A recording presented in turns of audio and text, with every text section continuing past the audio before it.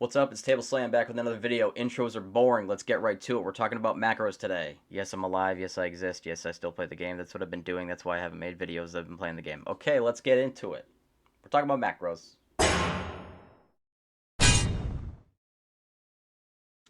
And this video is going to have horrible continuity. I keep moving around between cuts. Alright, as you can see, I have the macro pane open. I have so many macros that there's some spillover into the general macros tab, but that's okay. I'm going to delete some of these after this video. The first two things we're going to talk about are things you can add to your macros to get more functionality out of them, and those two things are showtooltip and startattack. Showtooltip is useful because by default, if you have more than one item or ability listed in a macro, the tooltip will default to the first thing that's listed in the macro. So if you don't want that to happen, or if you have a specific ability or item in mind that you want to show, you use the show tooltip line of the macro. It's # show tooltip, all one word, space, and then the name of the item or ability, and no matter what's in the macro, even if that item or ability isn't in the macro, it'll show that as the tooltip. I'll make a demonstration macro just so you can see. So I'll do show tooltip devastate, and then I'll do /cast heroic strike. Let me find a critter to fuck up. Are there any critters in chat? Are there no critters out here? There's no critters out here. As you can see, when I mouse over it says devastate, but when I press the button it cues heroic strike. You don't even have to have the actual ability in the macro to have the show tooltip. That was really more of a demonstration of how the macro language works and what you could possibly do with it. You can do a show tooltip, not even have that item or ability in the macro itself, and it'll still show that tooltip. And the second one is startattack. Startattack is pretty much what it sounds like. You type /startattack, all one word, have it just somewhere in your macro. Then when you hit that macro, it will start your auto attack. Simple as that. It's a good way to make sure that you're always swinging at your enemies, even if you don't have enough rage to activate the ability that you have startattack macroed into, you'll still start swinging. That one's useful, especially at the start of fights. It can be helpful because you still get threat from your auto attack swings, and that can make a difference in the start of the fight. And the rage gain you get from your white swings can make a difference in threat as well, because then you have more rage to spend on your actual threat abilities. The next thing we're going to talk about is equipslot, which is not as useful now as it used to be in Vanilla Classic. I used to use equipslot macros a lot to swap between dual wielding and having a sword and shield on when I was Fury PROT tanking. I used to use it quite a bit, and what it looks like is this right here: /equipslot space and then the number of the slot space the name of the item. That will take that item from your bag and equip it in the slot that you designate. This is useful mostly for weapons and for rings and trinkets, because there are 2 slots for rings, 2 slots for trinkets, and 2 slots for weapons, of course. So if you want to designate specifically which slot an item goes into, you need to use an equip slot macro if there's more than one option. For trinkets, if I just right click to equip a trinket and then I right click to equip another one, it'll just use the top slot. So if I want to do completely different trinkets, or if I want to have a trinket in the second slot instead of right clicking, I have to specifically designate that that's where the trinket's going to go. Like, I can right click these as fast as I want and they will always only ever go in the top slot. The only other way to do it is if there's one that you want to keep equipped all the time, you have to put it in the bottom slot. Otherwise, it's going to get swapped out all the time. So equip slot will help with that. Weapons or sword and a shield. Say I want to have this fist weapon in my main hand and I want to have that sword in the offhand. No matter what I do, it's always going to only ever equip it in the main hand. Unless I have the shield off, then it'll equip it in the offhand. But if you already have something in your offhand and you're trying to equip a main hand only or one-handed weapon, it'll always try to do it in the main hand. So if you're trying to get to be where you're dual wielding, you have to use an equip slot to replace the thing that's in your offhand with the weapon that you want in your offhand. That's the only way it'll work. I'm going to bring up a thing on the screen now that shows, it's from WowWiki. Here is the screen here. There's a list of it. The bottom shit doesn't really matter. It's just your bags and whatever. But you got your ammo, head, neck, shoulder, blah, blah, blah. You can read. It's easy to bring up this picture.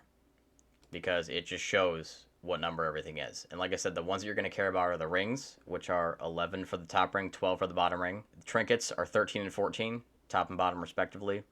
And weapons are 16 and 17 for manhand and offhand respectively. So where this can come in handy for sure is swapping out trinkets, swapping out rings. If you want to start dual wielding instead of having a sword and a shield on, like I said, you need to use an equip slot macro to be able to do that on the fly. Otherwise, you have to click from your bag or drag from your bag, and that wastes time. So if it's something you feel like you're going to be doing often enough, it helps to make a macro for it. Similar to the equip slot macro is the use macro, which is helpful if you have multiple unused trinkets that you swap out situationally. Instead of dragging each trinket onto your bar every time you swap the trinket out, you can instead do a /use 13 for the top slot or /use 14 for the bottom slot and drag that macro onto your bar instead, and then it'll try and use whichever trinket you have equipped in that slot. You can add in a # show tooltip as well, so that the tooltip will change depending on what trinket you have equipped. For an example here, I have that macro in this slot right now. Normally I have the rocket launcher equipped for the stam because it's great, but at the start of boss fights occasionally I will swap in the Grelix Charm of Might for a little bit of pre-pop extra rage. You pop that, hit Blood Rage, and then swap back to your regular trinket. Blood Rage doesn't put you in combat anymore, so you can immediately Blood Rage as soon as you do the pre-pop thing. Swap back to your rocket launcher trinket, and then you have a bonus 20 rage to start the fight with. I do that all the time. It's great, especially in raids when you need a little bit of threat boost at the beginning of a fight. Made possible by the use macro, because otherwise I would have to drag the Charm of Might or click it from my character screen every time, and who wants to do that? Nobody. So you use a use macro instead, and you don't have to worry about it. # show tooltip /use 13 for the top slot, and then same deal for the bottom slot, except for it's 14 instead of 13. And that will help you out with making sure that if you have an unused trinket that you like to swap in and out, that you don't have to drag the actual trinket to your bar every time. The next one is specific to the add-on item rack. If you have item rack and you use it to swap your gear in and out based on the sets that you create within the item rack add-on, the macro that you use to equip those sets is /itemrack, all one word, space, equip, space, and then whatever you named your set. And it's case sensitive too. So I use this a lot in Nax. I had to swap between different pieces of mitigation gear and threat gear. I made a balanced set in item rack, and I named it balanced. There's my balanced set. And I made the item rack equip macro /itemrack space equip space balanced, and then when I hit that macro it would automatically equip all of this gear, and I would usually bind it to a random key that was out of the way that I couldn't fat finger accidentally. The one thing that should be noted is that if you activate this macro while you are in combat, it won't swap anything, even weapons. For some reason it doesn't allow you to do it in combat, even though you can swap weapons out in combat. For some reason item rack doesn't work when you're in combat, which makes sense. You can't swap most of your gear, but like, just so you know that you can't use item rack to swap your weapons. That's why I have weapon swap macros from back in the day too, because otherwise I would just use item rack to do it, but it doesn't work in combat even for weapons, so I had separate macros for equipping my weapons. So just a fair warning on that one. The next thing we're going to talk about is the modifier macro. What this type of macro does is allows you to combine multiple items or abilities into the same macro and then change what gets activated by the macro. In practice, this is what it looks like. This is my Heroic Strike or Cleave macro. This will activate Heroic Strike when I don't have any modifier held down. And then when I do have my modifier held down, which is Shift in this case, it will use Cleave instead. And you can see when I press Shift in game, it will switch from Heroic Strike to Cleave. And I have the same type of macro setup for my Battle Shout and Commanding Shout. When I don't have Shift held down, it will use Commanding Shout, and when I do have Shift held down, it will use Battle Shout. This type of macro is super useful, because otherwise I would have to have 4 slots on my bar dedicated to just Heroic Strike, Cleave, Battle Shout, Commanding Shout. Instead, it's down to 2. So this type of macro is really good for saving space. And I have a similar thing for my my interrupt macro. This just makes it so that this button here on my bars will just always be an interrupt, whether it's bash or pummel. and it's based on what stance I'm in. So this, instead of a control, shift, or alt mod, this is a stance mod. When I'm in stance 1, which is battle stance, it will use shield bash. When I'm in stance 2, it'll use shield bash, which is a defensive stance. And stance 3, which is berserker stance, it'll use pummel. So you can see here, I'm in D stance right now. This is the button here. Watch for that to change. When I go to battle stance, it stays the same because I have it set to do shield bash while I'm in battle. And then when I go over to berserker stance, it automatically switches to pummel. And then when I go back to D stance, it switches to shield bash. So those are modifier macros. Use those to great effect to consolidate your bars, save some space. Next thing we're going to talk about is the mouseover macro. I use one for taunt. It's super useful because I don't have to change targets to taunt stuff anymore. All I got to do is hover my cursor over the thing I want to taunt and press the keybind, and I'm good. Super useful for that. Great for intervene as well. If you see an enemy hurtling towards one of your allies, you can just mouse over your ally and hit your intervene keybind, and off you go. Super useful. You can see that I have a couple of extra things in here in this particular macro. I have D-stance baked into it just in case I'm not already in D-stance when I want to taunt. It'll throw me into D-stance, and then I can taunt. And then I have two different sections here. You'll see this is similar to how I had the heroic strike and cleave macro with taunt at the end there. What this does is that it will cast taunt at my mouse over target as long as it is an enemy. That's what the harm part means. And as long as it's still alive, that's what the no dead means. And then if I don't have a mouse over target, it'll just cast taunt at whatever I have currently targeted. So that is a super useful one. And then I have a similar thing for intervene, except for instead of harm, it's help.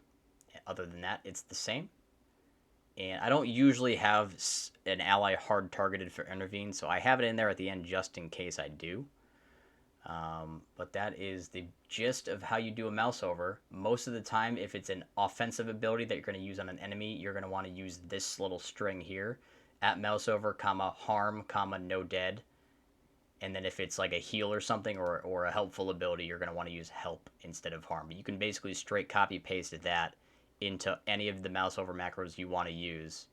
And that will make sure that it works the way that you need it to without kicking back error messages and stuff like that. That's a basic gist of the different types of macros you can make and different types of lines you can throw in your macros to provide a little bit of extra functionality here and there.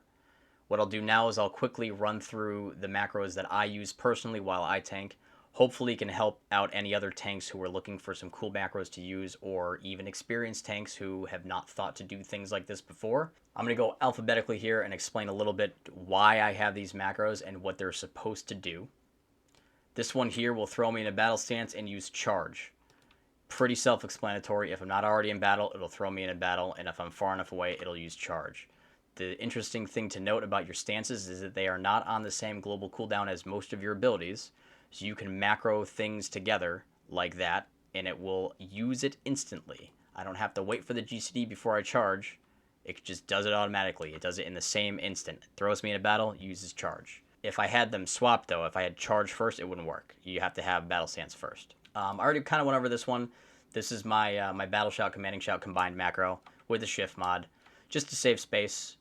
Same deal with the heroic strike and cleave one, so I'm not going to go over that again. This is my revenge macro.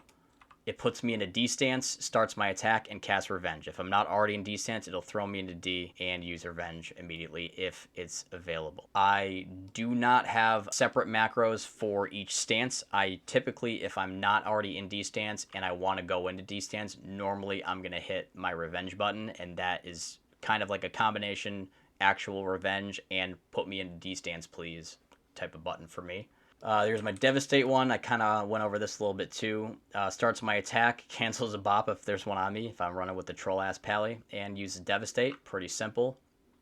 That's really the main reason that I have any of my regular attack abilities as macros is so I can do start attack with them. That's really the main thing. That's my fell iron bomb macro if I have grenades on me, which I do not. But this one is cool. It just does at player so that you don't have to deal with the targeting circle. You can just press the button once and it'll just throw a bomb at you, like at your feet, and it'll hit the stuff that's around you instead of like using it and then having to deal with the targeting circle and then clicking where you want it to go. Most of the time when I'm using explosives, it's because I'm trying to throw bombs at stuff that I'm fighting, which is next to me. I don't usually use bombs to like start pulls and stuff. There's my interrupt macro. I already went over that one. Here's my mocking blow macro. What that will do is it will throw me in a battle stance and immediately use mocking blow. It's a really good one to have. There's my shield block macro. Make sure that I have my normal shield equip, starts my attack and uses shield block. Shield slam, same difference. It's basically the same thing as my devastate one, just with shield slam instead. There's my mouse over taunt that I already went over, my mouse over intervene that I already went over. This is my berserker stance / intercept macro. Throws me into Zerk, uses intercept. If I'm too close to use intercept, it's just the one I use to shift into berserker stance. Like if I want to whirlwind something or whatever, typically I'm going to hit this keybind that has this macro on it, knowing full well that I'm too close to intercept, but I'm using that macro to get into that stance. And then I have a similar one for Berserker Rage. It throws me in a Berserker stance and immediately uses Berserker Rage. That's really good for like stance dancing to avoid fears and stuff like that. You just have one button since they can activate simultaneously. You don't have to shift into Zerk and then use Berserker Rage. You can just macro them together so that you immediately use Berserker Rage. So that's a good one to have as well. And then for some general macros, there's my trinket macros that I already went over. There's my AoE shield macro for when I use force reactive disc.